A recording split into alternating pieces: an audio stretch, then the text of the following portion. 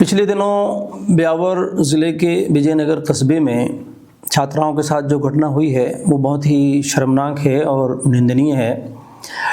ये हमारे राजस्थान में इस तरह की घटनाओं का महिलाओं और बच्चियों के साथ बढ़ते जाना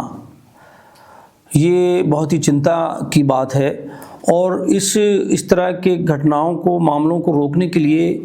माँ बाप को, परिवारों को, समाज को और सरकार को आगे आकर ठोस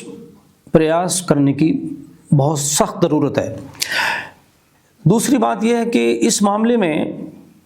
कई दिनों से ये मामला चल रहा है, लेकिन बार बार समुदाय विशेष का नाम लेकर और आरोपियों का नाम लेकर मीडिया भी है और कुछ लोगों के ज़रिए भी ये काम किया जा रहा है और इसको सांप्रदायिक रंग देने की और नफ़रत फैलाने की का एक ज़रिया बनाया जा रहा है। हम समझते हैं कि ये भी एक निंदनीय बात है। हमारा मानना ये है कि आरोपी है, आरोपी जो भी हो, वो चाहे किसी भी समाज और मज़हब से ताल्लुक़ रखता हो, उसको किसी समुदाय विशेष से जोड़ना ये अनुचित है। और इसी से जुड़ी हुई बात ये भी है कि जब तक न्यायालय द्वारा अपराध साबित ना हो जाए, किसी को भी दोषी मानना या अपराधी मानना भी दुरुस्त नहीं है, ठीक नहीं है। तीसरी बात हम ये कहना चाहते हैं कि एक आरोपी है या चंद युवा हैं,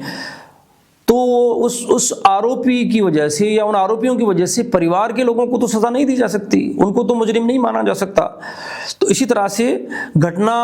इस घटना को बुनियाद बनाकर या इस घटना के अवसर पर इस मस्जिद को नोटिस जारी करना, कब्रिस्तान को नोटिस जारी करना, कब्रिस्तान के गेट को सील कर देना, ये भी किसी भी तरह इसको भी न्यायोचित नहीं कहा जा सकता। और इस मौके पर हम ये मुतालबा करते हैं, हम ये मांग करते हैं कि इस मामले की निष्पक्ष,